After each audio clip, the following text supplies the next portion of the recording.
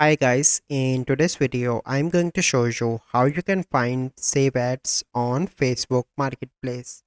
So the first step you simply need to do is to open Facebook and log in into your account.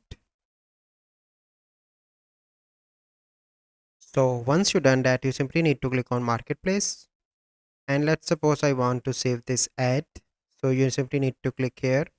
So here you can see there is no option to find save ads. So you simply need to click on Facebook icon on the top left, and then you need to click on see more here.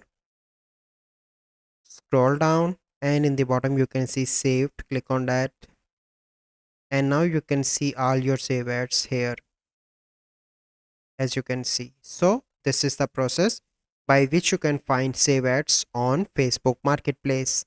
So I hope you find this video helpful. If you find this video helpful, must like this video, subscribe to our YouTube channel for future videos. We'll see you in the next video.